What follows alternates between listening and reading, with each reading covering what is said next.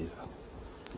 Tukaba tugiye kubagezaho ikiganiro Perezida wa Repubulika agirana n'abanyamakuru.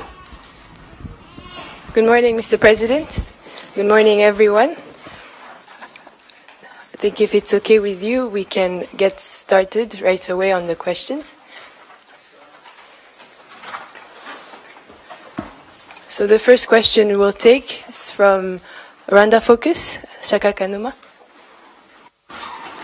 I'm Shaka Kanuma of the Rwanda Focus. Thank you, Mr. President. My question focuses on the ICC. Mr. President, your position has always been clear, even before the current troubles or fiascos involving the International Criminal Court, that it actually does not work very much for the interests of Africa. Now, I think, Mr. President, your opinion again is called for, especially in light of what has been going on in Ethiopia, with all the disputes, people talking about the court currently being rejected by most of the African heads of state because it appears to be really working for other interests. Others saying, no, the court should actually be in place out of a sense that perhaps there is some issues of justice it can address. Now, obviously, there's two dichotomies on this one. And being one of the prominent leaders on the issue, Mr. President, I think it would call for more of your opinions, more of your clarifications, or even any new issues that might have come up, especially in the discussions in Addis Ababa. Thank you.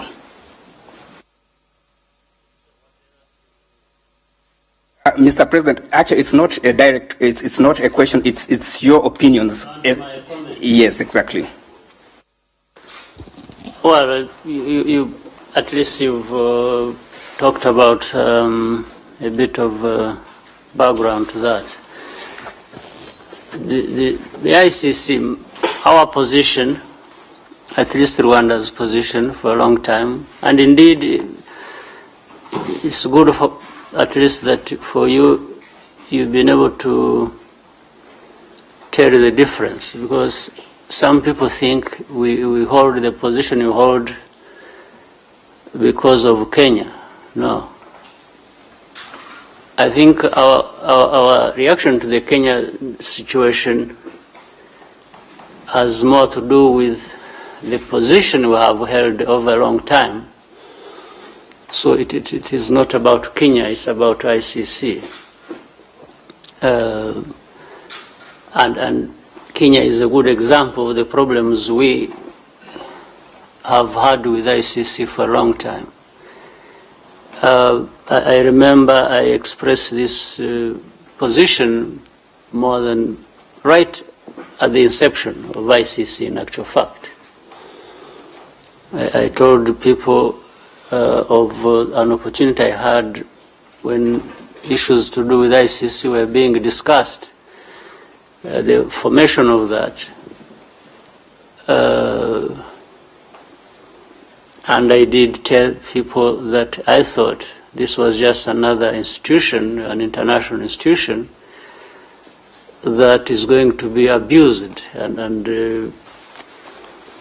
at the end of the day, the victims are the Africans or the weak countries or countries that are still struggling in their development. This was the view I had about 10 years ago when this was coming up, or slightly more than that. And today I'm able to ask people, I say, was I wrong? Because what I see today just tells the story I was talking about more than 10 years ago. Nothing has happened that has made me or has convinced me to change my mind about it. So every other year that passes, I think I'm convinced I was even right, or others who held the similar view were right. You see, it relates to another problem, as you know. We have had also discussed at the AU, and which is now at the UN General Assembly, was also discussed. So the matter is with the UN.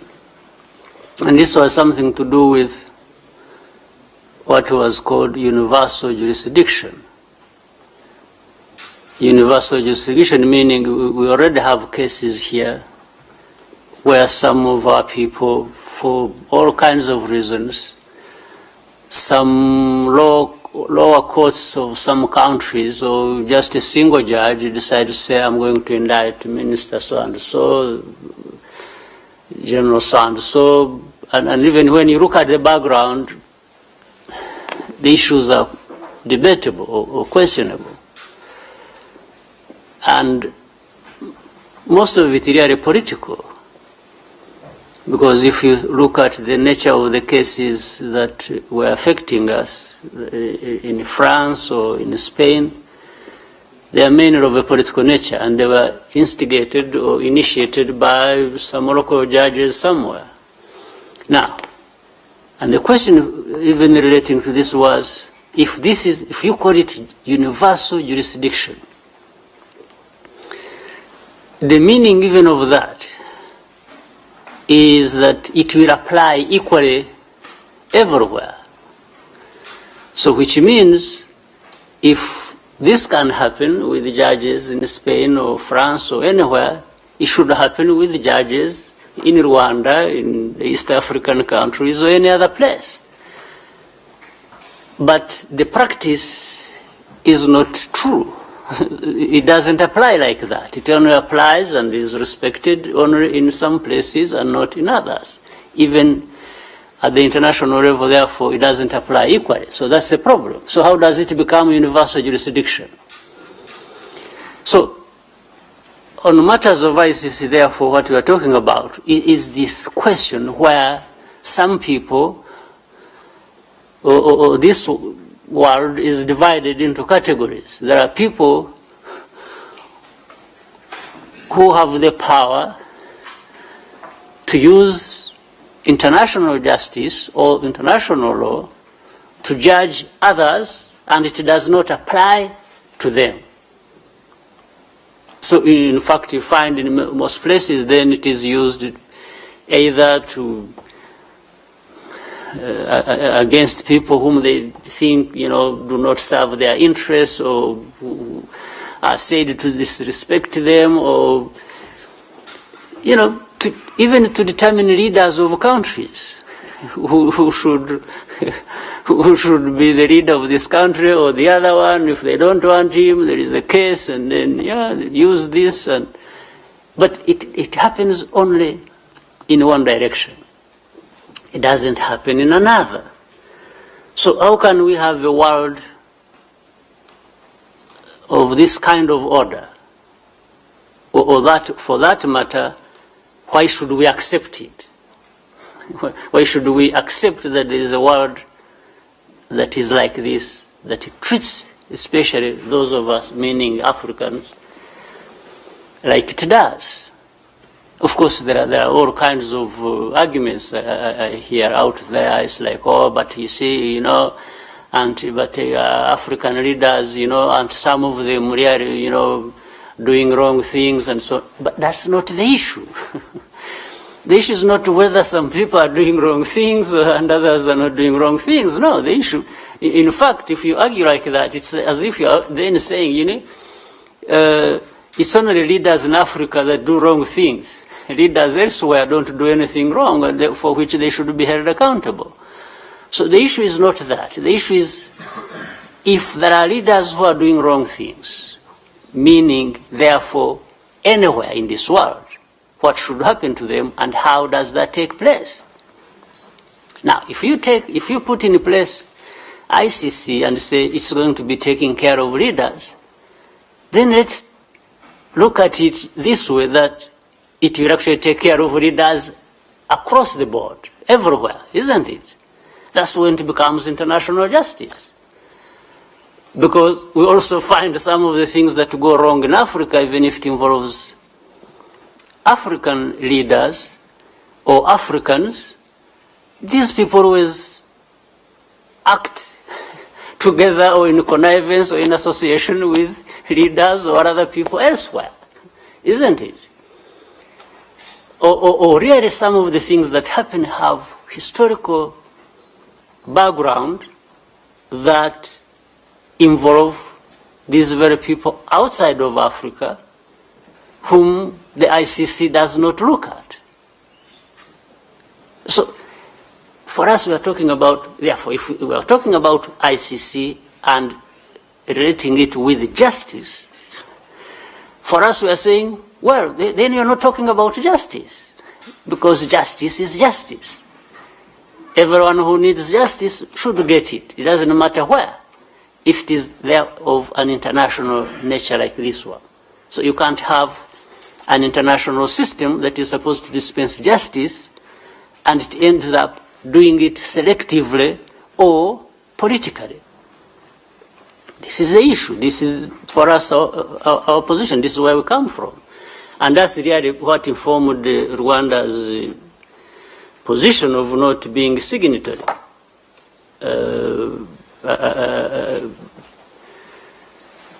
And the debates can go on and on and on. But, so we can give our views, but and we may be even we may be strong in our views.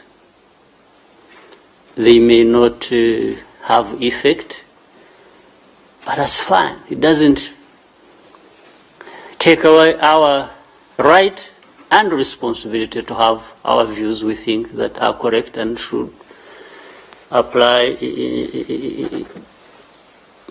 on matters that affect us. The next question from RBA, Mr. Aldo Havugimana. Murakoze nyakubahwa Perezida wa Repubulika. Igihe ikibazo cyanjye kiraganisha kuri ICT mu Rwanda. Tugiye kwakira inama mpuzamahanga ku ikoranabuhanga Transform Africa. Iyi nama iranahura nuko za raporo nyinshi zagiye zitangwa ari uko u Rwanda rwateje imbere ICT cyane cyane mu bijyanye n'ibikorwa remezo n'ibindi.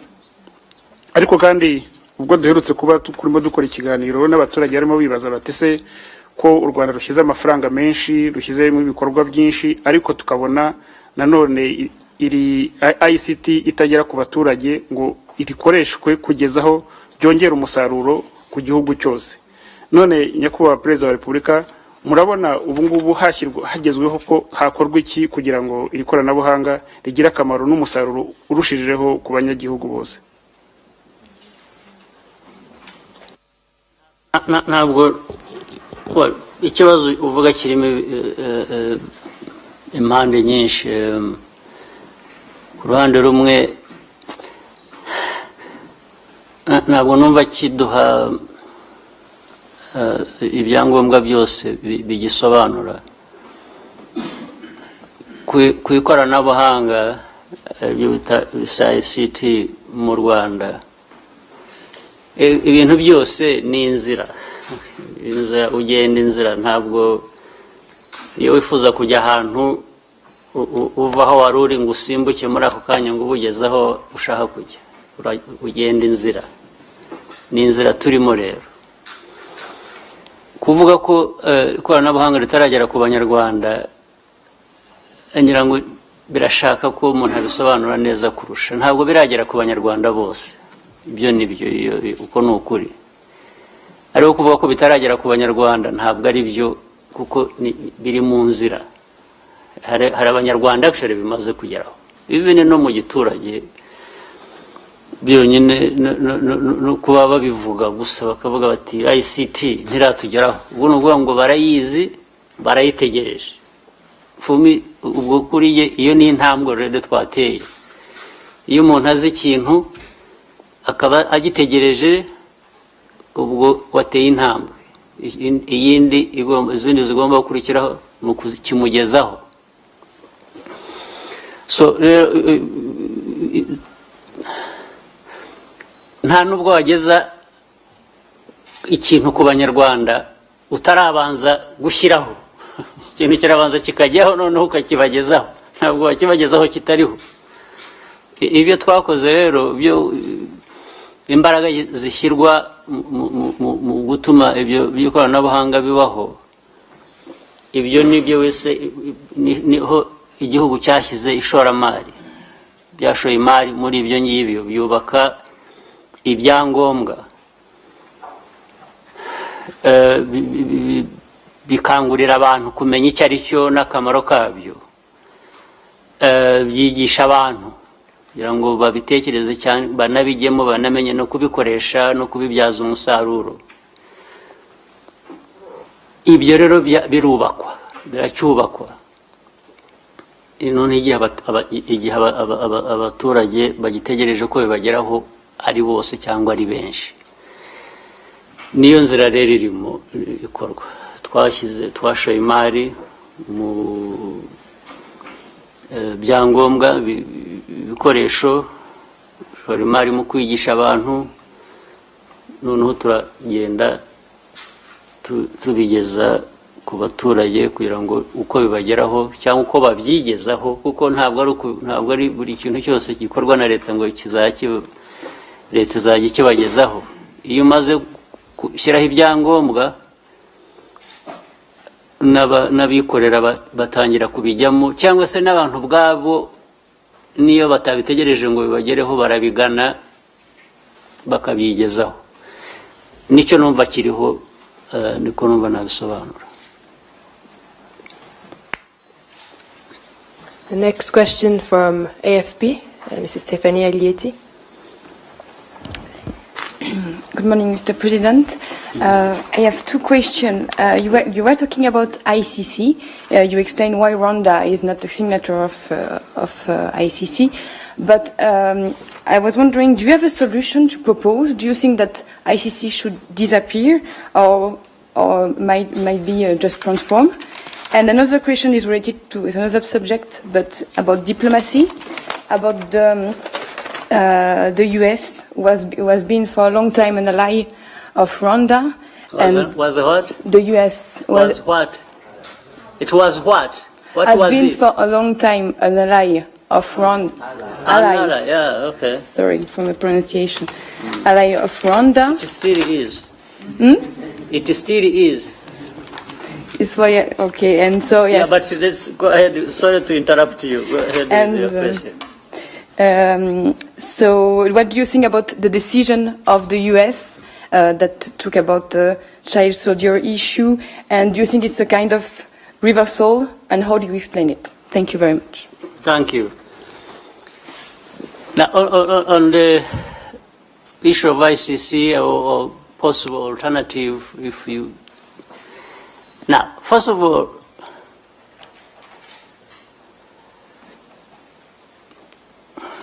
was the creation of ICC really to say this is a panacea, this is something that has come to solve every problem we have about justice? If this is how people approached it, they were dead wrong from the beginning. So, but will there be issues of justice needed nationally, regionally, globally? There will always be, no question about it. There will always be need for justice. Therefore, for us, for Rwanda, the argument is not in defense of ICC or against ICC. Our argument is when there is need for justice anywhere, how will that be dispensed? This is the question. Forget about ICC for a while. Now, therefore, you can look at different formulas or ways of making sure that there is justice. Is it justice that is national? Is it justice that is regional? Is it justice that is international? So how do these relate to each other? You see, sometimes they pick justice issue that is national and elevate it and rush it to some international level. So we have to build capacities to make sure that, and we have to remember that the lack of justice in this particular case is related to many issues. It's not just lack of justice per se. It's because also of lack of many other things. So if you think, therefore, that by dealing with an issue in a country legally, because some of the issues are not legal at all, and ICC tends to give legal solutions. But if you give legal solution to a political problem, you are just messing up. You're just completely messing up things. Things that need a political solution, and you apply matters of law as a technicality, you have a problem. So for you to tell me, is the issue, I mean, is there an alternative? Are you suggesting this? You see, the issue is not ICC, something that happens to be there, and then we have to defend it or to be against it. This is again wrong. First of all, ICC, what is ICC? What is it? This is why I was explaining to you from the beginning and bringing in the matter of universal jurisdiction. When we talk about justice in that way, universal jurisdiction, that word universal, what does it mean? It means it applies equally across this world, isn't it? So the issue is not, oh, do we need justice if ICC means that? No, there is a need for justice. But we are saying, how do you apply it? How do you bring justice where it is needed? Do you do it by being selective? Do you do it by politicizing issues? Or making political issues legal? These are the questions. Forget about these three words, letters. Forget about these three letters. ICC, because ICC has become something that people are either in favor or against, without even bothering to touch the meaning of it and what it gives people. This simplistic way of dealing with issues is what is creating problems even globally. It's ICC. Are you against ICC or you are for ICC? Even before somebody understands what it means. You say, what is ICC? And they say, no, are you against it or for it? I mean, you can't have a world behaving like this. So really, that's where we come from. Then, on the issue of America and so on, again, I think people make mistakes of jumping to conclusions or to judgment about things all the way. First of all, it starts with people making a mistake of making the judgment on the ground. I mean, let's before we come to the ally issue and so on and so forth, let's come to the actual problem that you have mentioned of child soldiers. You see, even when I look at what has happened, I fail to get it. But I'm looking at that problem per se. You say, you know, in Congo, there is a group, according to you, that recruits child soldiers. That's okay. Does that group deserve to be held accountable for doing that? Or is it doing wrong? Yes. For anybody who recruits child soldiers, I think they are doing wrong. Children don't belong there.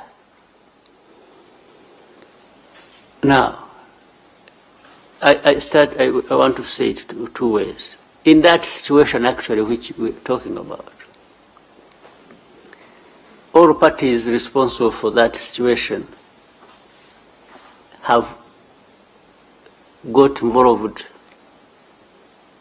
with playing around with the situation of either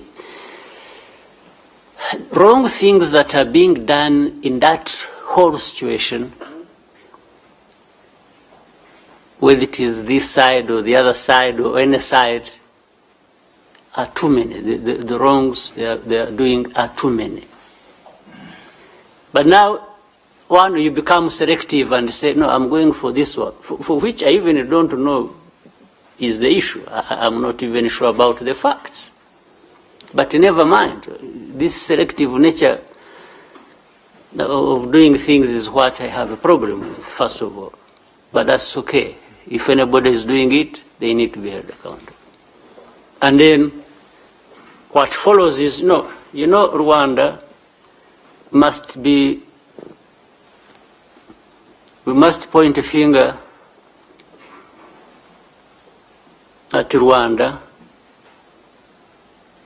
because of the wrong of the other one. Now, but the wrong that is being done, if that is fine, if that is factual, is not the wrong that Rwanda does, because we don't do anything like that. We don't involve children in our military. We haven't done that. Our military is known across the board for its professionalism, for its discipline, and many other things. We don't have that. We don't do that. We don't recruit children in our army. Now, but somebody says, no, I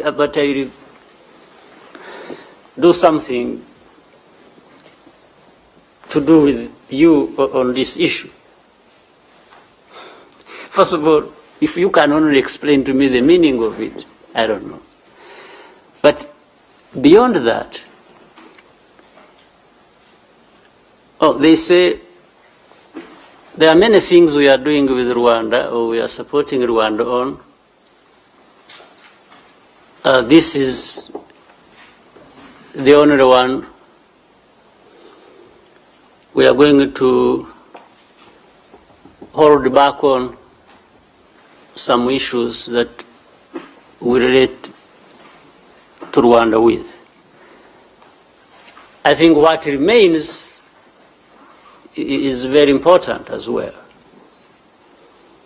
So how does the other issue come in? The issue of saying,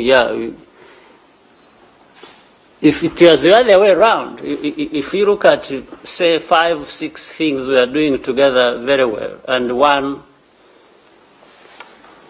is said no, and also wrongly, because, so how did you see what we are doing together in peacekeeping that remains, and many other things? So I think we are still good friends, but remember, good friends may have disagreement. It doesn't matter who is right, who is wrong, but overall life has to go on. So I don't think anybody needs to make to create an issue out of this that maybe is not there. But I know people may celebrate it or may may want it to happen that way, but let's not jump to conclusions. Let's wait and see how we move forward. I don't think there's an issue. So I've been seeing this about, but I think people are just jumping to conclusions.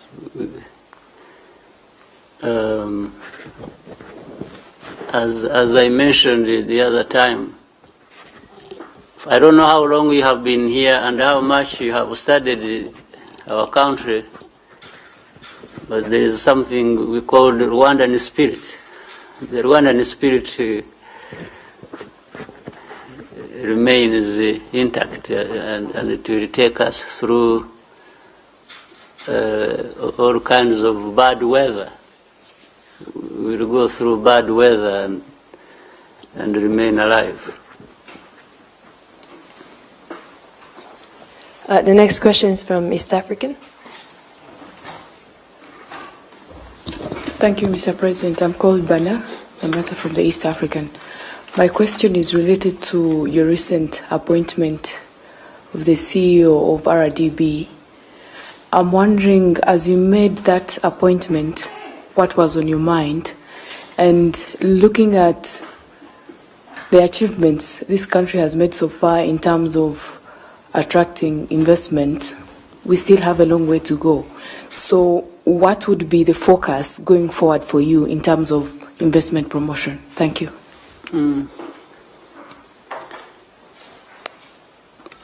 I normally don't discuss why I did this or that relating to appointments, but I'll make this an exception for you. I'll explain a bit of it. It's nothing other than wanting always to improve on things, tighten up, and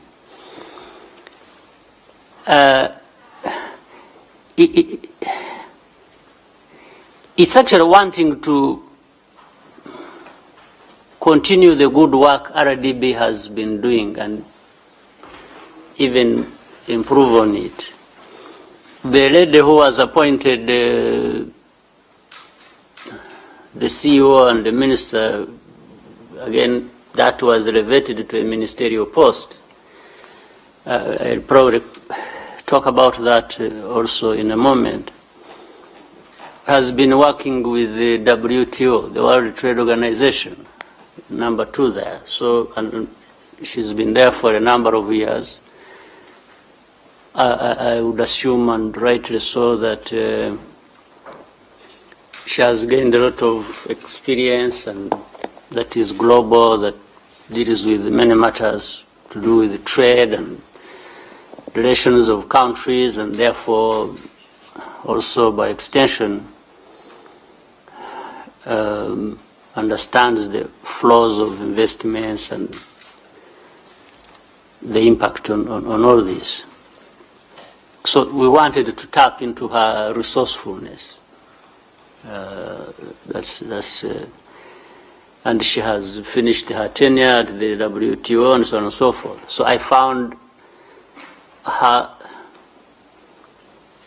presence in RDB as something that reinforces the good work that is already taking place in RDB by those who were there and who are still there to do that. That's really how I did it. And this time I also said, RDB, with the important work it does,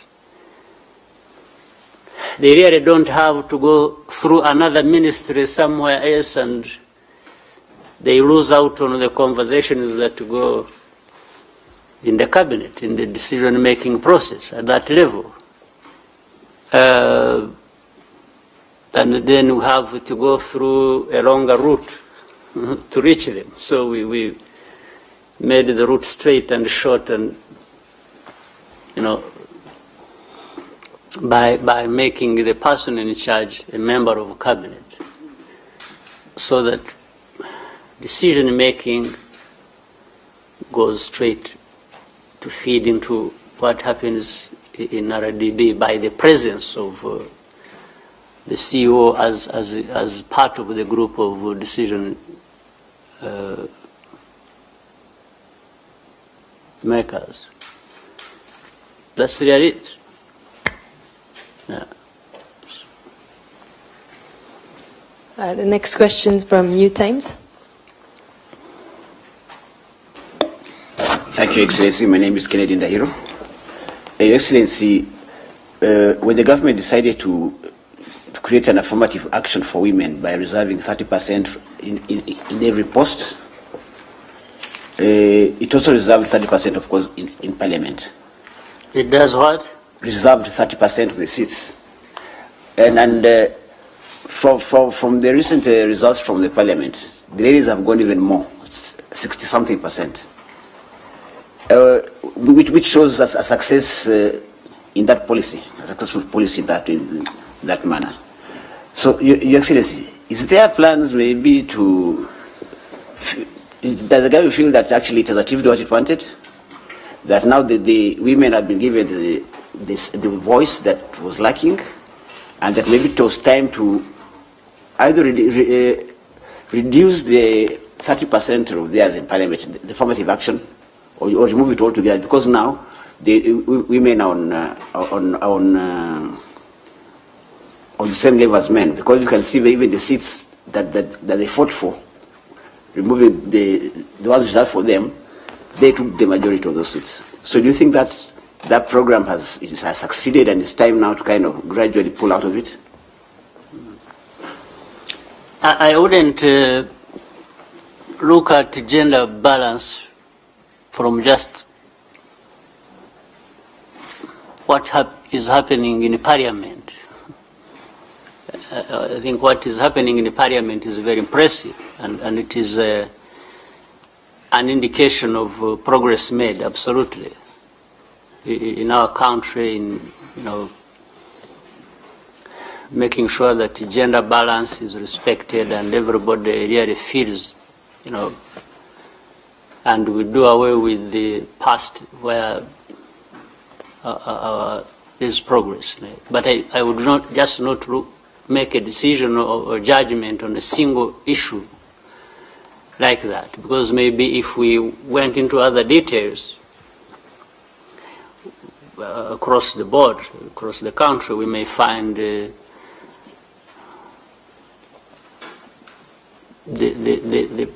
significant representation of women in the Parliament or in a few other places is offset by maybe in other places the lower numbers. So I think it is still work in progress, but very nonetheless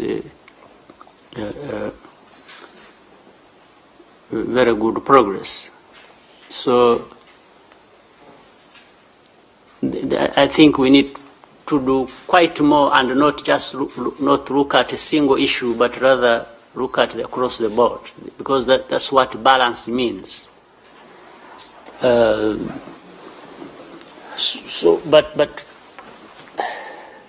So we may reach a point where, coming back to your question, where we find we are actually making good progress, and this balance is no longer just by affirmative action or have to really make an effort to go into numbers and do. Sometimes it may happen and people take it for granted, and it starts flowing on its own. It may develop a life of its own. This would be a very good point at which, we are, as you know very well, we are more or less at a point where we have to be reminded. Sometimes we say, oh, we need the board for this. And people innocently will write, bring you 9 people and only 2 are women, or 1. Sometimes they actually bring 9 without a woman. So that means the sensitivity towards that hasn't taken root. It's still being encouraged and pushed and, things like that, which is okay. Again, I'm saying we are making very good progress, absolutely, probably better than any other place you may know. So we should avoid being too mechanical about this. It's like, the numbers here, they have, we have, minus this, plus this. You see, don't you think it is a balance? Why don't we move on? We are talking about people and life. Life is not calculated like that. You don't just 30%, 21 plus 2 here. Life must be internalized. A way of life must be internalized. Must become a way of life.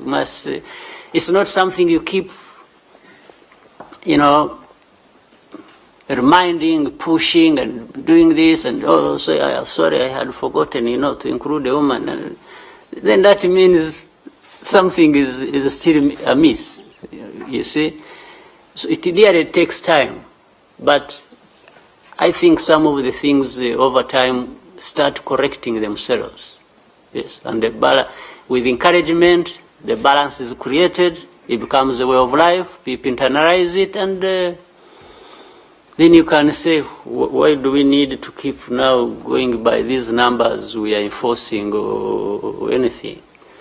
So we are not yet there, but very, very significant progress.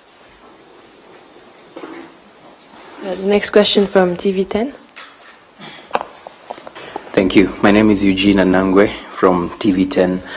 My question is on the East African community, and Mr. President, the question is the spirit and the fire of East African integration still burning across all the member states? Because there seems to be lines being drawn and regrouping whereby there are 2 meetings where there was no Pierre Nkurunziza and there was also no Kikwete in Mombasa and in Uganda when you went there to meet with Uhuru and Kaguta. So, and also we see the issue of IDs being used as a travel document. Once again, it's Uganda, Rwanda, and Kenya. No Burundi, no Tanzania. So we just need to hear from you, probably an assurance that there is still that spirit amongst the 5 leaders of the EAC. Thank you. Right. I think, I don't know how this mathematical phrase became a way of saying things politically and otherwise. You have heard of something called variable geometry. Variable geometry, it was like saying, ordinarily we are supposed to have 5 countries in the East African community, isn't it? On some issues, some people are behind others in terms of implementation because of maybe where each individual country is coming from. One on a low base, another on a slightly higher base, and so on. So now, there is a way of saying the best thing is for all of us 5 to move together on everything on the same pace. That's the good start. That's the best starting point, if we can do that. But there is another way of saying, you know what? There is a danger that if we wait for everybody to get what they need to get right, we may actually never move forward, isn't it? But let's remain with the same objective of moving forward to a certain point as fast as we can. But why don't those who are ready move on with what they can move on with, as we try to wait for or even help others to catch up? You see the point? So the 3 can go together on one. First of all, the 5 have agreed together on, say, on the question of ID. And then maybe one or two are saying, but you see, I'm not ready. I think there's a problem here. I have a problem. I know I can't move on. But the others are ready, 4 or 3. And they may say, let's move ahead. There is no contradiction. Let the 3 or 4 move ahead with this thing we have agreed on and wait for the other one to catch up on this, or let's actually, where they need help, let's help them to catch up on this without having to wait, right? You are still working within the same parameters, but instead of moving together as 5, you've moved together as 3. And you have not actually shut out the others who haven't done. No, but you're only saying, let those who can be doing it. So that this may have an effect of putting the other one up to the point where they should be and to the point where we should all be, isn't it? Really, that's what is happening. But people tend to read that, people are left out here, they are left out there. No, I think, in my view, it's a good principle. If we can build a road between here and Kampala that is within, say, the plan of the whole of East Africa, the master plan shows, and then you say, what, for us we have this money to put this road here that is part of the regional project. Do you have to say, no, let's not build this road because the money hasn't been found with the other parts of the road? You see the point? We can go ahead with that, then another one will happen, and so some moving together forward while others are also coming in at is really what is going on, and possibly it has an effect, in my view, of really accelerating the integration process. But let me raise it also differently, or answer it differently. You see, in the East African community, we find, for example,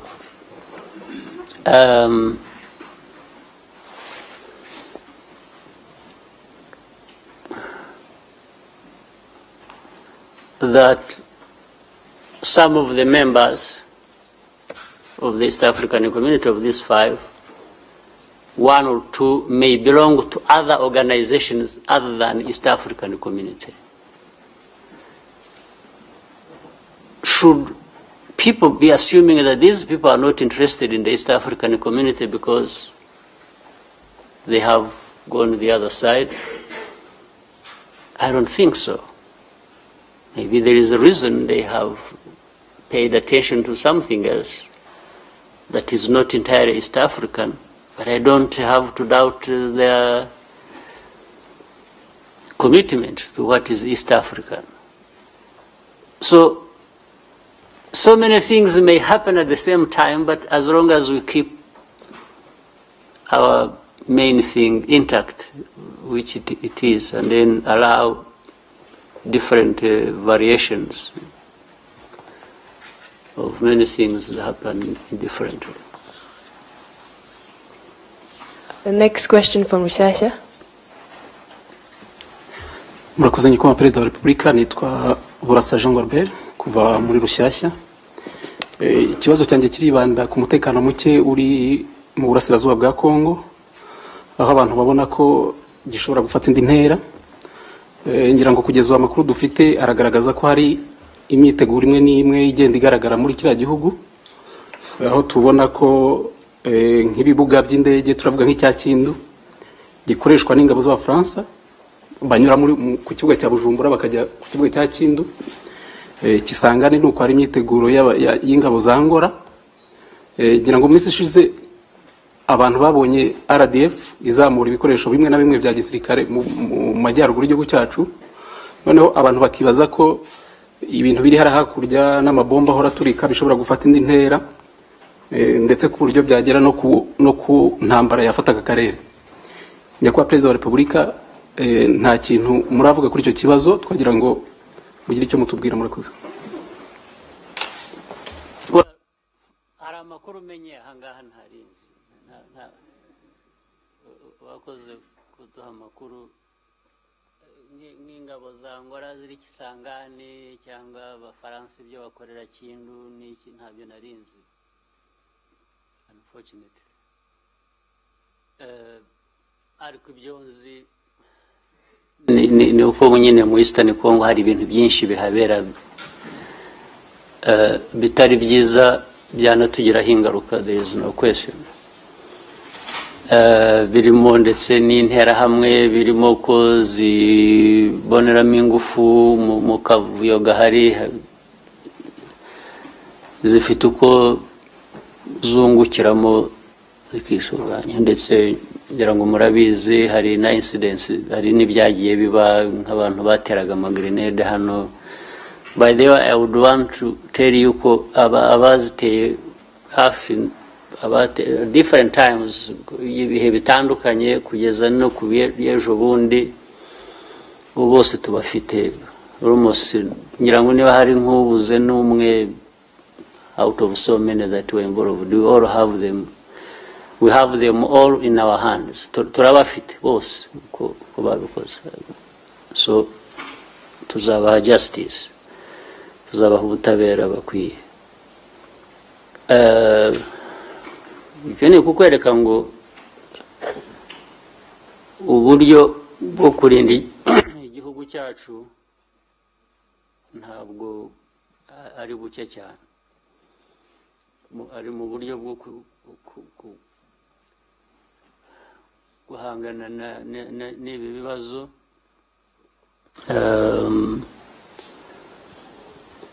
N'ibindi ndetse byaba atari byo ngibyo mvuze. Icyangombwa wamenye ni uko ntabwo ibibazo byo muri Kongo y'Uburasirazuba ari twe tubitera, ariko bitugiraho ingaruka. Ni ukuvuga rero ngo kubuza ko byaba muri Kongo y'Uburasirazuba ibyo bibazo ntabwo tubifitiye uburenganzira, ntabwo tubifitiye ubushobozi. Ariko ubushobozi bwo kwirinda cyangwa gukumira ingaruka bitugiraho, ngira ngo aho ngaho navuga ko bitari bibi mu buryo twifashe bwo kugira ngo turinde Abanyarwanda. Abanyarwanda ni nayo nshingano yacu, tugomba kubarinda icyahungabanya umutekano wabo dukoresheje ubushobozi bwose dushobora kuba dufite, kandi ndibwira ko buhari. Ibyo kurinda Abanyarwanda rero, ibyo ndibwira ko ntabwo twabishidikanyaho, kandi Abanyarwanda ubwabo ntabwo ari ukubarinda gusa nk'abantu bari aho, nabo ubwabo ubundi tugomba gukorana nabo. Bafite imbaraga nyinshi, batera inzego zishinzwe kubarinda nazo zikabatera imbaraga, bagakorana kugira ngo igihugu cyacu cyumve gifite umutekano. Nicyo nakumva mvuga. Next question from BBC.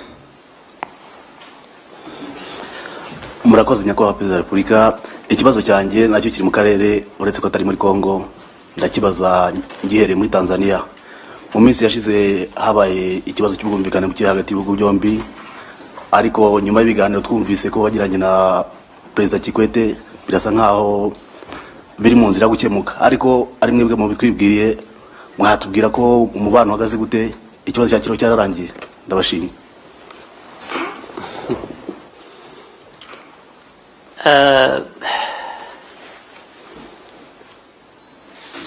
Nabonanye na perezida w'icyo gihugu cya Tanzania, twaganiraga dushaka kugira ngo bamwe tumenye ibibazo biriho uko byakumvikana, uko bimwe ntabwo byari bisobanutse. ariko sinavuga ko inama imwe yarangije ibibazo byose, kandi mu buryo bwo gukemura ibibazo byari byinshi bifite intera nyinshi. Hari naho igihugu kimwe kitakemure ibibazo by'ikindi gihugu, niyo ndetse waba ubibonera umuti uvuga uti nyamara bigenze bityo cyangwa byari bikwiye kuba bigenda bitya, rimwe na rimwe hari ubwo utabikora kuko igihugu kindi gifite uburenganzira bwo gukora ibintu bimwe kiba gishatse gukora, niyo byaba bitari mu kuri cyangwa bidafite ubundi ishingiro. Ndibwira rero ko ibibazo byo byarabaye, cyane cyane by'abantu birukanywe iyo kuva Tanzania, ndetse bitewe n'ababivugaga bakirukanwa mu buryo budahwitse bubafiteho ingaruka bitari ngombwa, ndetse haza kuziramo n'abanyagihugu b'icyo gihugu batari bakwiye kuba ubundi barandurwa mu mago yabo no mu byabo ngo hari ibintu byinshi byabaye sinirwa nshaka kubisubiramo, ndumva ntabwo ari umwanya wanjye wo kujya kubisubiramo. Ariko icyo navuga ni ibindeba ku Rwanda twebwe abirukanywe bitwa ngo ni Abanyarwanda, niyo baba barirukanywe mu buryo butari bwo, barafashwe mu buryo butari bwo, icya mbere twebwe ni ukubakira, byanashoboka tukabyereka ababikoze cyangwa aho baturutse, tukavuga ko abantu bitari ngombwa kubagirira nabi uko bimeze cyangwa abagiriwe nabi, tukarekera aho ngaho. Ibindi by'ukuntu ibintu bizakorwa neza ubutaha cyangwa bikwiye kuba bikorwa, nta burenganzira mu kindi gihugu, nta burenganzira tubifitiye, nta n'ubushobozi tubifitiye. Ntabwo twabwira ikindi gihugu ko gikwiriye gufata abantu baba ab'icyo gihugu cyangwa baba abacu bari muri icyo gihugu. Ubushobozi bwacu bwo kugira ngo ibintu bikorwe wenda uko tubona ko ariko bikwiye gukorwa cyangwa n'abandi uko babibona bikwiye gukorwa ni buke, ntabwo ubushobozi buhagije, ariko ntibibuza abantu kubiganira, gukomeza kwerekana ariko ntabwo byari ngombwa kugira gutya, ntabwo ari ngombwa,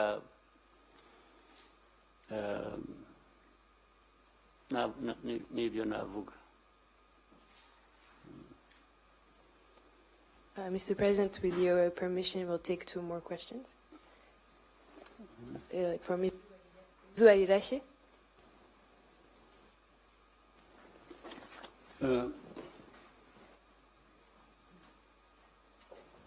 Murakoze nyakubahwa Perezida wa Repubulika, nitwa Tuyisenge Leonard. Ubushize ni ikibazo kijyanye n'abanyeshuri bajuririye ibyiciro bashizwemo. Ubushize mu banyeshuri 13,298 bajuririye, 10,216 bemerewe guhabwa buruse, ni ukuvuga 81%. Uwo mubare ndi kwibaza impamvu yabarateye ibyo bintu kugira ngo abantu bibeshye ku banyeshuri 10,200 barenga bari bagiye gucikishwa amashuri yabo, nyuma bikagaragara ko bagomba kwisubizwa. Nabazaga impamvu yaba yarabiteye. Ikindi kibazo gishamikiye aho ngaho, barakwiye kuyimbwira ahubwo wowe ukarimwe mukora iperereza nk'abanyamakuru, barakwiye kuyimbwira. Ikindi kibazo ni ikijyanye n'abanyeshuri kugeza ubu batibona mu cyiciro icyo ari cyo cyose, bari mu rugo batiga, ntibari mu cyiciro cyo bazishyurira abazahabwa buruse. Nabazaga icyo bateganyirijwe. Murakoze. Icyo bivuze uku kujonjora kw'abantu kugira ngo, reka mpere kuvuga uko ibintu byari bimeze, yuko byagombaga kuba byarushaho kumera neza kugira ngo bijyane n'ubushobozi igihugu gifite kandi n'ikoreshwa neza ry'ubwo bushobozi. Hari ibintu byagombaga guhinduka. icyo nicyo cya mbere. Uburyo bwo kubihindura rero bushobora kuvamo ibibazo nyine biterwa n'abantu, nta nubwo ari ikintu cyoroshye. Abantu bamwe ntibavugisha ukuri, cyangwa n'ababikora ubwabo hari ubwo babikora mu buryo butari bwo. Abantu amakosa ashobora kuvuka impande zose ziri mu rubuto. Niyo mpamvu rimwe wabona uyu mubare n'uyu basubiramo ukabona uwundi, ndetse n'ubu bikaba bitararangira. Ni inzira yo gukemura ikibazo ibyo ari byo byose. Ariko twahereye ko ikidashidikanywaho giye kuri uko nkibona nuko hari impamvu yo kugira ngo ibintu bihinduke bive uko byari bimeze. Kuko uko ibintu byari bimeze, aho umuntu wese ari ikintu kiraho cyasamye gusa buri wese yinjiramo, n'ufite ubushobozi n'utabufite bikavanga. Twagira ngo tuvuge ngo ariko hariho abantu bamwe bafite ubushobozi, nta mpamvu bakwiye gutwara umwanya w'abadafite ubushobozi.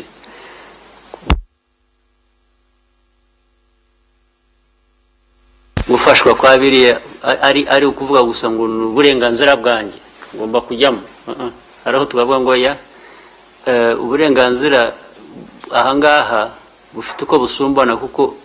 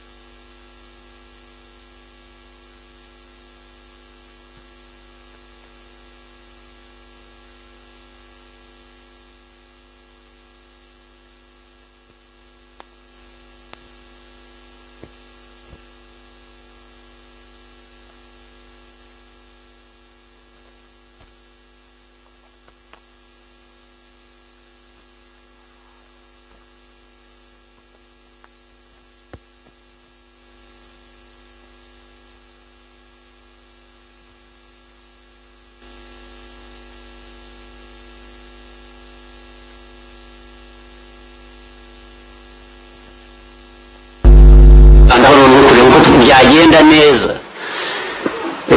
dushyize imbere ikigendererwa. Nicyo cyangombwa. Ibyo ko abantu byakozwe nabi birerekanwa n'icyo n'uwo mubare uriho uvuga ngo hariho abantu bari barasigaye, baza gusangaho ko bakwiriye kuvuga ngo hari ahantu abantu bibeshye cyangwa babeshye. Say the way.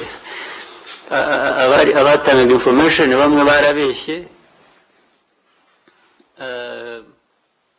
abandi bagendera kuri information, kuri makuru kugira ngo bashobore kugira ibyo bakora, baribeshye cyangwa bakoze andi mafuti ntazi. Ariko ubwo hariho inzira yo kubigorora, ubwayo nabanza nkayishimira, kuvuga ngo hari abantu bari bageranye kuko noneho ubu biragenda bishyirwa mu buryo, ndumva ari byiza. Ikindi cy'uko hari abicaye mu mago, abo nabo bakwiye ntabwo numva impamvu bicara mu mago. Bicara mu mago ababishinzwe ubwo bakwiye kubikurikirana bakareba niba baribeshye, bakabashyira nabo mu kategori itariyo, ku buryo batabona imfashanyo, noneho bakajya mu gihirahiro. Ibyo nabyo bikwiye gukosorwa. Ibyo ndibwira ko Minister Education hari icyo wabisobanuraho. Murakoze nyakubahwa Perezida wa Repubulika. Ubundi ntabwo hari abana bagombye kuba bicaye mu mago nk'uko babivuga, kuko hagati mu kwezi kwa 9 twatanze amabwiriza ko babandika bose bakaba batangira kwiga, mu gihe bagikurikirana n'ibibazo byabo bigakomeza bigasuzumwa, ariko bakaba bari ku mashuri. N'uyu munsi dufite abarenze 1000 ho gatoya tukisuzuma ibibazo byabo, ariko twe tuzi ko bagombye kuba bari ku mashuri.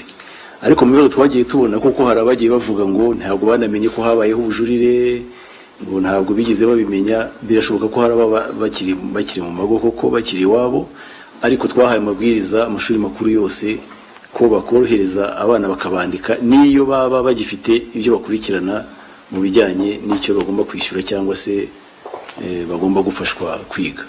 Ubwo rero byaba bishingiye hari ku bujiji, ariko rero ayo mabwiriza yaratanzwe hagati mu kwezi kwa 9 kandi amashuri makuru yose yaramenyekanishijwe biri no kuri website z'ayo mashuri makuru yose bitangarizwa rimwe mu mashuri makuru yose. So abashinzwe amakuru ndabona batabizi, ubwo sinzi aho bayashakira cyangwa iyo n'abanyamakuru aribo batazi biri mu makuru, ubwo haba hari ikibazo. The last question from Contact FM. Let's have. Where are you from?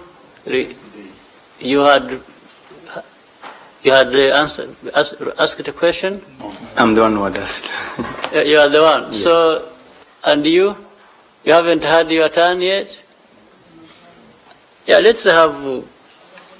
Yes, I'm here for that. So. Okay. Start with Kigali today. Yes, gerageza kwihutisha gusa. Kigali today, ikibazo nabazaga ni mu minsi mike yishize hari minisitiri w'ububanyi n'amahanga wungirije w'Uburusiya uherutse kugera inaha murabona na mu audience nk'uko mwahoze muvuga kare ko abantu ba jumping bakihuta ku ma conclusion hamwe namwe wenda atariyo. Ibyo byahuriranye wenda nuko hari ibyo bavugaga barega u Rwanda even na US ivuga ko yahagaritse bimwe mu nkunga yaduhaga kubera ibi by'abana mwavuzeho kare. Nk'uko speculation zikunda kuba mu bantu baravuze ati abarusiya baraje, so ni ibisanzwe twagira ngo abone ntibakwiye kuza bakwiye kuza kimwe n'abandi bose, ariko no kugira ngo nk'uko mwabonanye n'uwo muyobozi mwe mu bayobozi b'Abarusiya mutubwire ikintu wenda Abarusiya baba baje gukora muri no minsi cyacya ko twari tuzi ntabwo twari tumaze basanzwe baza. Icyo kibazo kiroroshye cyo nta nubwo ari ahabaje gusa. Waje hano yaramaze iminsi agenda mu karere, bari bavuye za Gabon, za Equatorial Guinea, kandi dufite na ahubwo yo nambaza ejo bundi ntabwo ari kera ambasaderi wabo mushya twaramwakiriye. Byaragutangaje kubona bafite ambasade hano cyangwa haza ambasada mushya. Ejo bundi twakiriye na ambasada wabo mushya, bafite na ambasada hano, natwe twashyize ambasaderi ubu ngubu. So kuza hano kwa uyu minister yaravuye no mu bindi bihugu, ikindi gishise yarari muri Uganda, yarari Gabon, yarari yagenze no muri yaravuye no muri Southern Africa. Nuko komeza umubano wabo basanzwe bafite mu bihugu, ariko ngira ngo bari bafite n'ibindi bari bakurikiye. Hari ibintu barimo bafiteyo competition n'ibindi bihugu, ibintu bya expo something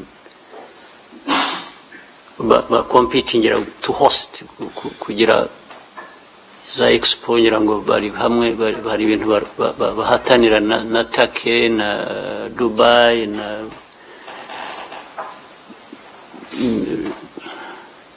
so bashakaga amajwi n'ibintu bisanzwe rwose abantu bose bakora. Ubwo na mbere hari abantu bo muri Turkey baje hano babikurikiranye, aba Dubai baje hano babikurikiranye. So ni ibintu ariko usibye noneho n'umubano usanzwe w'ibihugu ku nzego zindi zisanzwe nta gitangaza. Next from RBA. Murakoze nyakubahwa Perezida wa Repubulika. Ni Mukaneza Angelique muri Rwanda Broadcasting Agency. hari gahunda nziza yatangijwe n'urubyiruko ya Ndi Umunyarwanda, ndetse mu mpera z'icyumweru gishize abayobozi bakuru bakaba baragiye mu mwiherero aho baganiriye kuri iyi gahunda, ndetse hakaba haragaragajwe ko byaba byiza buri muntu cyangwa se buri munyarwanda agize ikiswe kwikanda.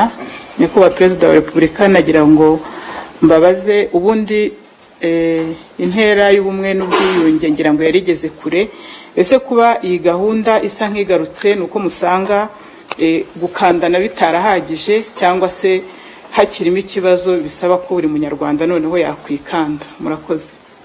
Kwikanda ni language ikini bivuze ikini, ni ijambo ryakoreshejwe muri uyu mwiherero ariko bisa biganisha ku kuvuga ko buri muntu yakwireba aho abona hari ikibazo we wenyine akagerageza kugikemura.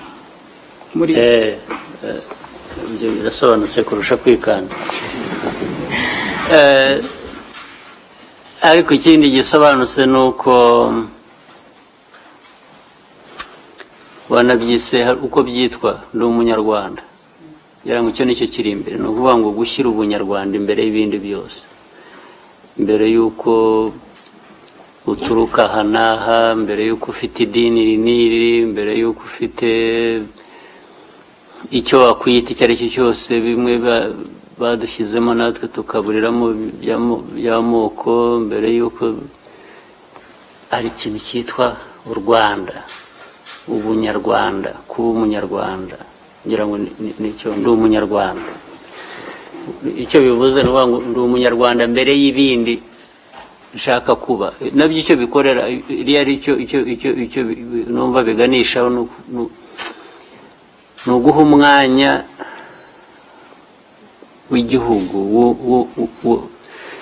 kikagira umwimerere wacyo, kikabera n'abagituye ba nyiracyo kurusha ibindi batandukanye. N'ibyo abantu batandukanyeho bakabikoresha kuzuzanya ku neza y'igihugu kurusha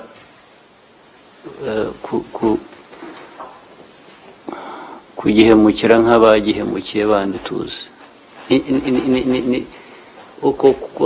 Iryo jambo bakoresheje kwikanda kuvamo ibiganiro,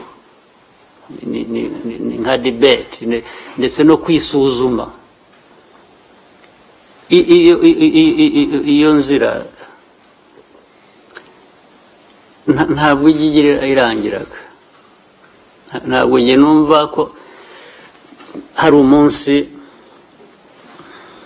ibibazo by'u Rwanda byateye u Rwanda kubaho uko rwabaye urebye muri 1994. Aya mateka ni maremare cyane, arimo ibintu byinshi. Kuvuga rero ngo abantu n'uyu munsi bashobora kuganira bakomeza kubaka umunyarwanda, umuco nyarwanda, kamere nyarwanda, igihugu, njye sinarinzi ko hari aho byageze kuvuga ngo tumaze kuvuga ibihagije, tumaze gukora ibihagije, reka turekera. Ni ibintu bikomeza nk'ibindi byose twubaka bigikomeza. Uwo mwanya rero, uwo mwiherero, kuko ibi bintu byose muri aya mateka nko mu bindi byinshi dukora, tudavugishije ukuri ku bintu ko byabaye cyangwa uko biteye, cyangwa ngo abe ariko dushingiraho tugana ku cyo twifuza kugeraho, ari uko u Rwanda rukwiriye kumera cyangwa uko umunyarwanda akwiye kumera.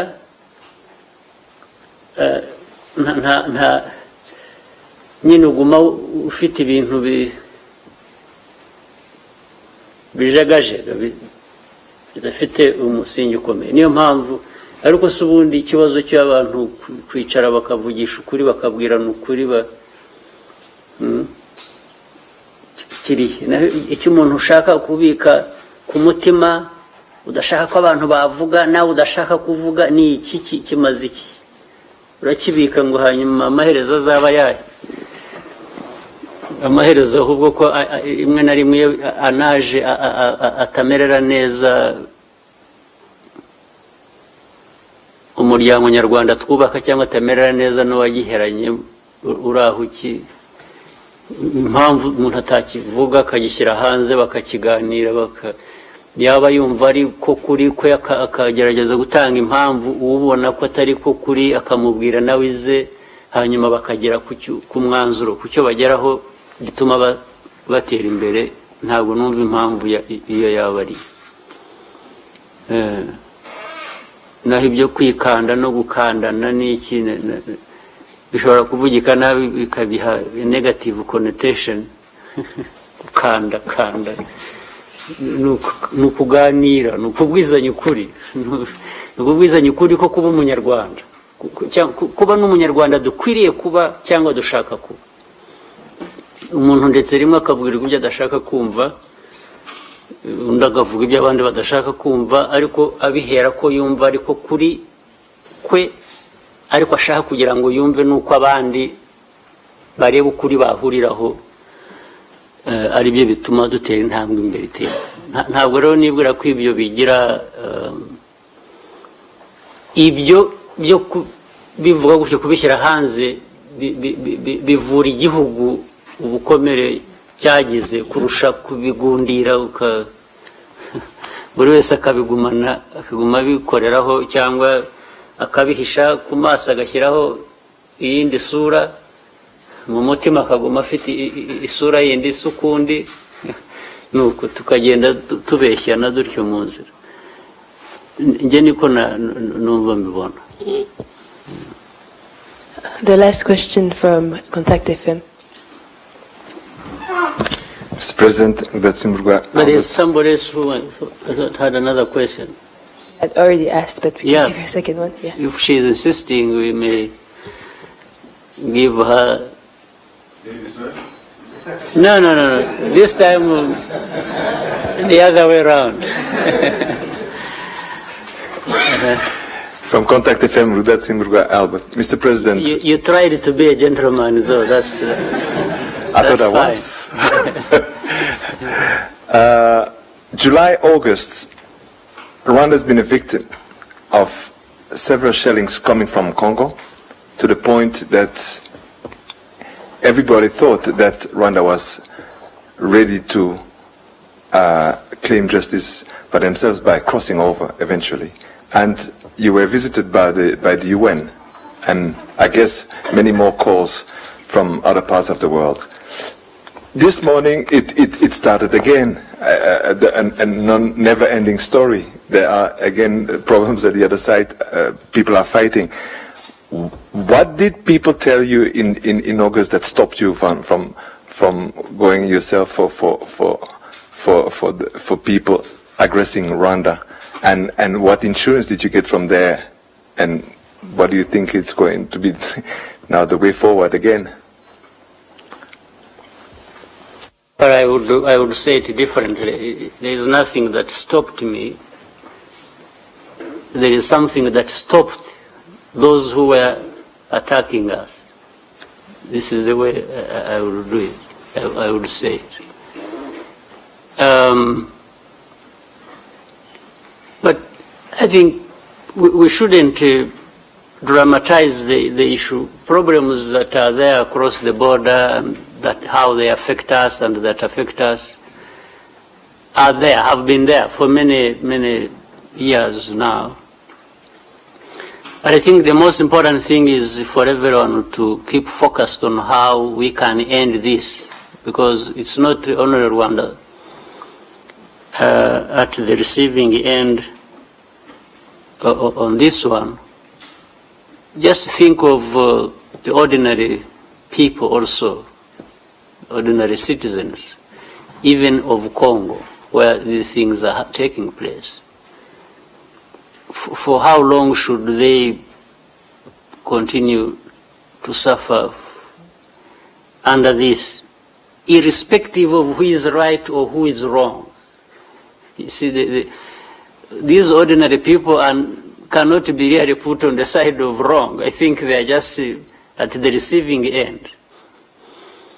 And people need to think about it, and therefore we need to think about ending this violence and fighting that is going on in Eastern Congo, and fortunately, or at least in one aspect, that the rest of the world is focused, is interested in how this can end, is one thing. At least let me talk about the good side, how they become part of the problem, and how it actually they become part of why it continues to be there is a long debate and another issue for another time. Let me also focus on probably how maybe my thinking and the need for the fighting, the suffering and the confusion there, how that should end. That's the most important thing. So for Rwanda, what we did was to say, I think enough is enough. It's not so much about going to do anything. It was more about saying we've been having bombs landing on our side and killing and affecting our people. It has to stop. It needed to stop. Fortunately, it stopped. So I think that is the most important thing. We can't go into, if it hadn't stopped, this would have happened, and as if we are really looking for it to happen. That's not the issue. We don't need that at all. Even for what it may serve as a distraction or to affect the process of bringing that to an end. But today there are efforts, some regional and others beyond the region to other international levels of trying to, calm down the situation and probably find a solution so that fighting of any kind doesn't continue and allows for other things to happen. That's what we are involved in, all of us, and that's what Rwanda is contributing to.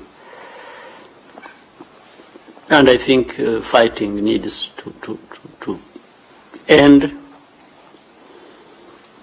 And I think we've discussed it for a long time. And it's on that basis that there are these efforts to end the fighting. So I think that is enough. But I don't think Rwanda has been a victim. We don't like being a victim. We can be at a receiving end for something, but we don't feel a victim. We always want to stand up to our challenges, and the word victim should not apply to us much as the reality might be, but the thinking should be different. That we are not a victim, that we can stand up to these challenges and stop feeling like we are a victim. Yes, so go ahead and let's make it final. Thank you, Mr. President. So double question again. Is the DRC recently asked for an answer from Rwanda about... Asked Rwanda for an answer about 200 families who came on the M23 zone. What? About 200 families. Yes. Who came in the M23 zone. And DRC said, they said that they come from Rwanda, and DRC accused Rwanda of sending them to reinforce. I don't have the exact quote. So I just wanted a reaction from you Let me get it right. What was the DRC accused? Ask Rwanda for an answer to explain how that family came from Rwanda. There are families that came from Rwanda. Yeah. That went to M23 zone, like 3 weeks To ago. what? To M23 zone, right? Yes. Some of them said that they are Congolese refugees. Yes. The government said they are Rwandan, Yes. fired from Tanzania. So Others came from Tanzania. Huh? No, this is what I'm saying. I want to pick it. What others are said to have come from Tanzania as by the allegation. Yeah. That's what you're saying. And ask Rwanda for an answer. Yeah. And perhaps just the other question, which is I think important. You were talking about Interamwe. Rwanda accused FRDC and even Intervention Brigade to collaborate with FDLR. Do you still think that? Do the UN security, when it came to Rwanda, talk about FDLR and, for example, promise to fight? And do you think to promise to help to be rid of FDLR? Who? The UN Security Council who came. Did do you they talk about promise to end the problem of FDLR? And do you think that MONUSCO can fight against FDLR if you are convinced that they are actually collaborate with them? Thank you. So about this group of people or families who went to which zone and so on, I have no idea myself. I don't know it, and I don't think probably many people in the government know about that. But the best way to do it should not, to know the truth, should not be just Rwanda being accused or RC accusing Rwanda or vice versa of anything. I think there are people who are supposed to be responsible for that. Whether it is UNHCR working together with Rwanda and DRC to find out the truth of that matter and also how it happened. Because let me work from the worst case scenario. And please, at least you journalists, sometimes you need to be honest and even keep faith with your profession. Sometimes somebody says something and if there was not, then you eliminate not and it becomes a fact. It is as if I have said this is so. Mark my words, please, and don't misrepresent me. Let me work from the worst case scenario, that some people crossed the border and went there, and that is not enough to implicate Rwanda.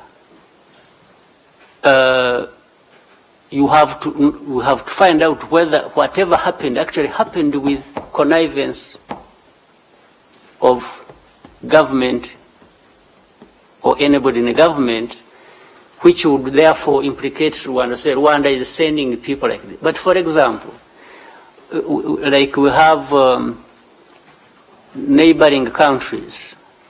Let me use this example. We have had Kenya and Uganda. Between Kenya and Uganda, these nomads, sometimes they cross, they come to Uganda. Some Ugandan nomads cross and go into Kenya. You know, these two countries have tried to fight this, I don't know how many years now, and they have failed. You know, the Karamajong, the Turkana, the Kanas, you from Kenya, I think you know this story very well. Yes, I do. Right? Yes. The Pokots. The Pokots. Yeah. Yes, and so on. The two governments have tried to fight it, but they have failed up to this day for many years. Because people just move. If they feel this is their place, or, you know, and I think some aspects of this, even actually relating to these other previous accusations that have been leveled against us, some of the things have happened out of relationships, out of friendship, that we don't know how people may cross on the other side or the other side. Well, it's like sometimes we find, do you know of the recent case where even some DRC soldiers were arrested on our side? They crossed in uniform with the guns, and they were in the market on our side. And they were arrested. And this fellow said, no, I didn't know I was in Rwanda. This is a soldier in uniform carrying a gun. He tells you he doesn't even know. I mean, and in fact, I could not even jump to conclusion that the government was actually involved, of DRC involved in sending a soldier across the border to the market on the Rwandan side. But the ease with which people have concluded that whoever has talked to who from Rwandan side, DRC side, or DRC side, on Rwandan side, that this must be something sanctioned by governments. People need to be careful. So about these people who are said to be in those areas, I don't know. I have no idea. Now, even the people who came from Tanzania, there are many people who are actually called Rwandans, who were thrown out of Tanzania in this operation, who actually did not come to Rwanda but went to Uganda. You see that? So I don't know whether Uganda should be saying, these Rwandans are sending their people here. No, they know the story. They know these are people being sent away from Tanzania, and people, instead of going to Rwanda, maybe they have cows, and they say, oh, Rwanda is very small, it doesn't have area for pasture for my cows, so Uganda is bigger and there is probably more pasture, so I can take advantage and go and disappear in some wild, and they do that. But for somebody then to say Rwanda, you see, Rwanda is sending or is signaling Rwandans that instead of coming to Rwanda, they should go through go to Uganda. I think it is the highest level of dishonesty. Yes. Actually, they may even go through Uganda and continue and end up in DRC. So if they are, instead of actually accusing Rwanda, maybe you need to accuse Tanzania. You see, because what is the place of origin? The place of origin is Tanzania. They have been chased from Tanzania. So if they end up in DRC or in Uganda, does somebody accuse Rwanda for that? I don't understand the logic. It doesn't, for me, make sense. But I don't know what the facts are about whether actually these people are there, or if they are there, how they got there. You should be taking some risk. You go there and interview these people, you journalists, instead of putting me to task to explain some of these things that have. Since you're interested in information and not rumors, you need to go there. Why don't you go and find out? Actually, if you had come telling me, say, you know what, President, we found people there and they are saying they were sent by governors, and it is a government plot to do that. Maybe I would. But you see, I don't know whether to say I would believe you, because there are many things that you people have said that I don't want to believe, that you play so much politics in your reporting that. Let me explain my case.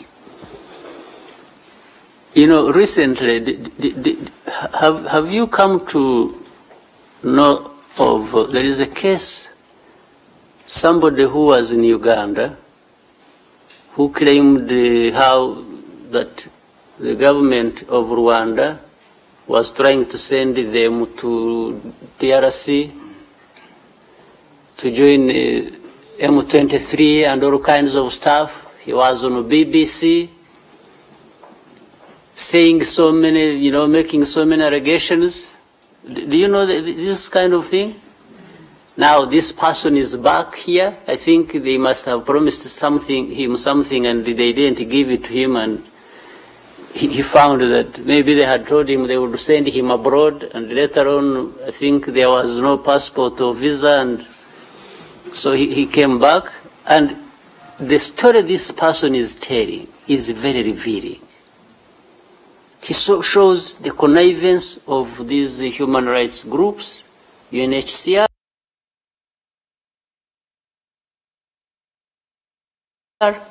how they take them, how they coach them.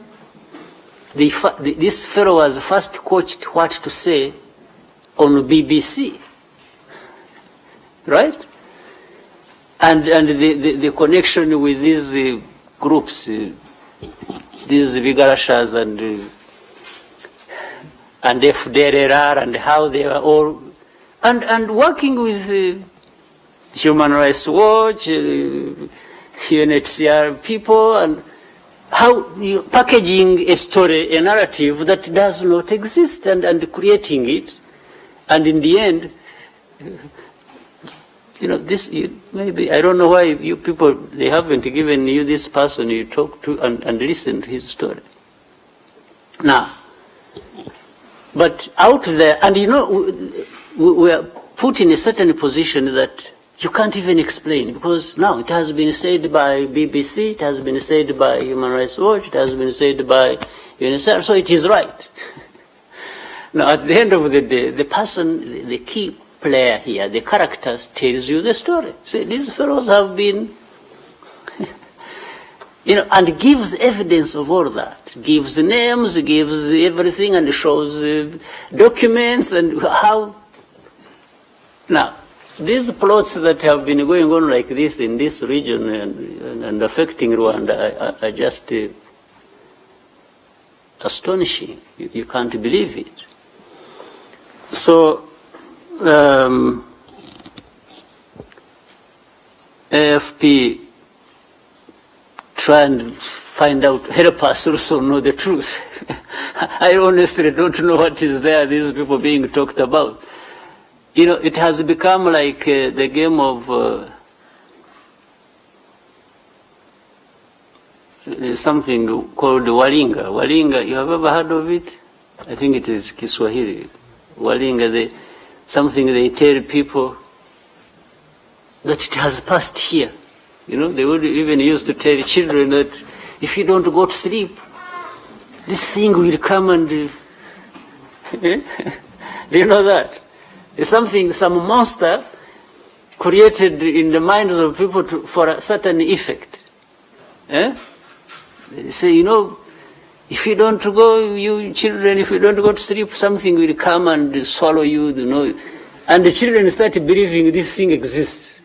And they rush to go and sleep, and they close their eyes, and so that if it comes, it will also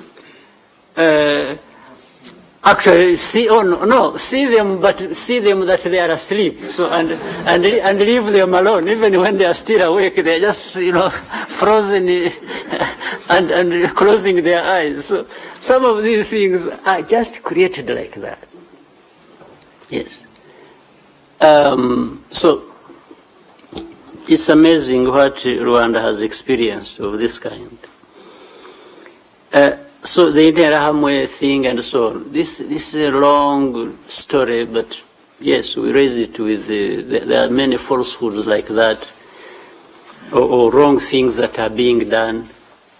You see, all along, if you can help me understand this, all along actually this UN force in the Congo was that's the origin. If you trace back the origin of even how it came to Congo, it was actually to fight these genociders, FDLR, and other negative groups for the stability of Congo. This is, if you read the history, this is written somewhere this was the mission. But for all the years they have been there, you also know, since you follow the story even as a journalist, whether and when that happened, if it did, over the years. But instead, you should know also how this FDLR has been there causing even havoc. You know, I'm surprised. When I read the news, I read it.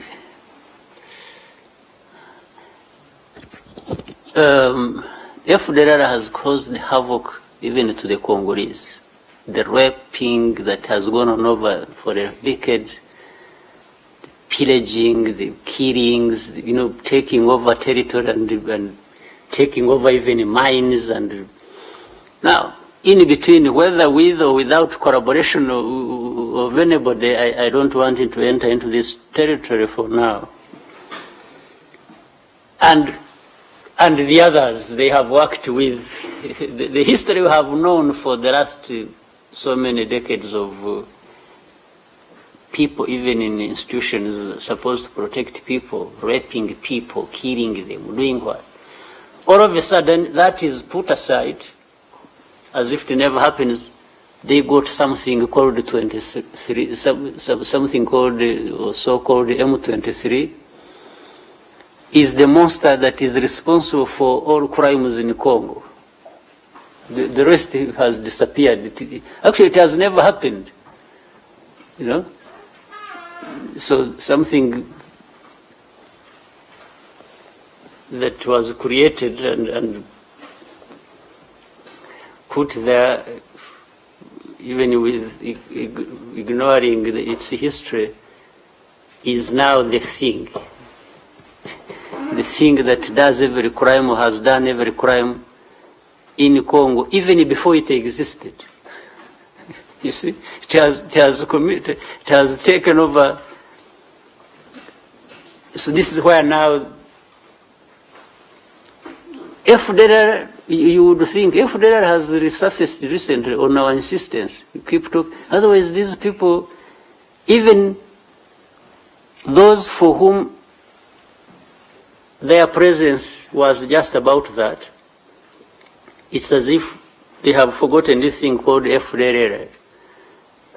Until recently, when we started continuing talking about it, they even started, you know, looking for excuses. It's like, you know, but this FDLR, you know, these are no longer the old genociders. These are young people. These are their children. As if that is impressive. Meaning, for example, if you have, let's say, the Nazi, as of old, it's an old thing. If you had a young person who was born 20 years ago and says, you know what, I want to belong to this group called the Nazi, meaning you are identifying yourself with what that name stands for. Are you really just young and therefore innocent? I don't understand the logic. Because the name is old, but it represents something. You see, the word Nazi represents something. If you are born 50 years later and you say, no, I belong to this thing, are you okay? Is this fine? So then the argument was, you know, FDLR, you see, these are young people, but the FDLR stands for something we know. It's of old, these old genociders.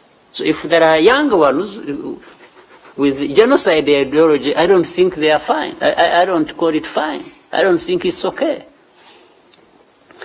So now, whether there are some collaborations crisscrossing with these people who are supposed to deal with the problem, for me, I even read it in a big picture from my end. I said, people haven't even done what they were supposed to do, actually. They haven't fought this group they were supposed to be fighting. They've paid on one hand lip service, then on the other they have tried even to cleanse them of this genocide ideology and background. But it goes beyond this region, Madam, as you may know. You know, there are this Rwandan genocide has many hands in it that go beyond the continent. You know, and the war has always been, the struggle has always been for some people to say, no, no, this is something African. No, it is not something African. These people are actually responsible from outside. Other than Rwandans, we have other people who want to protect themselves by putting guilty somewhere else, guilty somewhere else. So we did discuss these issues with the UN Security Council. We gave them our thinking on the overall picture and showing them how some of the things that are not right, are not correct, have been done by those who were actually supposed to be here trying to help deal with the problem, how they turned and became part of the problem. We did discuss that in whatever level of honesty we could put it to.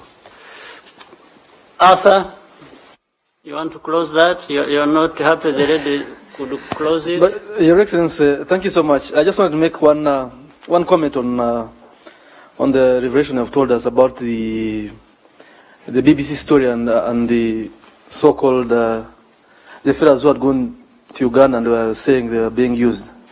You know what is so bizarre is the way that story was done. I think the BBC reporter who did it would have won an award for doing the most, being the most investigative story had done. And probably the most daring also. And the most daring, because in the presentation it looked like, you know, he had gone an extra mile and investigated and got it to get people who are being recruited and presented it like it's very original. And you know, now getting to know these people, a bunch of people that were coached and were told what to say. And it just becomes a humiliation to the kind of reporting. And I'm really hopeful that such outlets are able to, you know, take the humility and say we retract such fabricated materials, because it's really bizarre. The way the story was told and how it was presented, you'd think it's something that is original, well investigated, and yet it's just you know, conniving between those rights groups and we in the media. So I just want to make a comment on that to see how it is really. Sure. A terrible thing. But you should also bear in mind that probably there is a need for divine intervention for some of these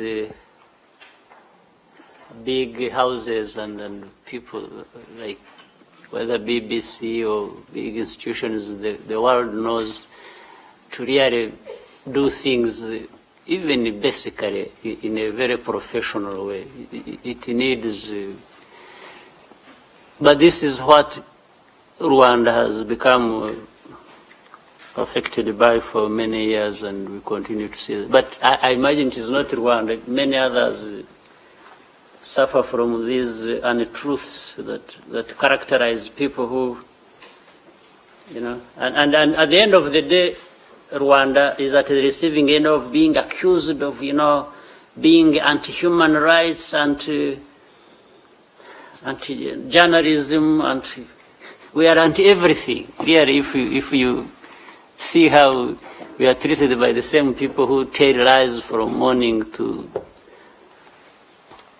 the evening of every day, and tell truth when they want and tell lies when they want, and it's a way of life. Okay, but again, we shouldn't complain. We just need to live our lives and live them the best way we can. Yeah. Well, maybe it's just a brief intervention. Maybe to take Arthur's point further, perhaps what Arthur is calling for is local media to actually also be ready to go to the trenches, and in doing so, well, try to counter the kind of negative stories that are coming out of there. I think that's one of the best ways to do it. Yeah, but the problem is the weakness of local media. The weakness is also end up becoming accusations against us. It's like we are really not interested in development of the local media. It's like because we are anti-media, we are anti-journalists, we are. But again, you see, if you look at the accusations, it's as if we are anti only the local media, because the international, the others from outside, thrive here. You know, yes, they are here. We haven't. You know, but it's as if it ends up being we are against the Rwandans or local media developing here. But for the outsiders, they have. There is, by the way, it's very interesting. There is one journalist I used to see here, whom I heard, I don't know when he went to the US or something, was arrested. There's one big man I used to see here. Eh? Steve Terrell. What is that? Steve Terrell. Uh-huh. Is that true, what I read, that he was arrested for something? He went back to the US and he was arrested at the airport on outstanding drug charges, crack cocaine. Uh-huh. So he's in prison now? No, I think he's finished his case. We actually met him in New York. He came to one of your events. So he's out already. Oh, but he had to go through some sort of legal process, and I don't know if he got. But of course, this is a journalist here. If we were, by the way, if we found he was doing that, we were not supposed to touch him, because he's a journalist. If we found, if this guy, what he was arrested for in the United States was being done here, and the police or others caught up with him, you're not supposed to touch him, because if you touch him, you're touching a journalist. Yes. That's not, and it ends up being, you know, he's being handled like that because he one day asked Kagame a question that he did not like. That becomes, the crime changes into that. You see, this is the circus of the world we live in. Yeah? Anyway, let's go have our lunch. Thank you very much.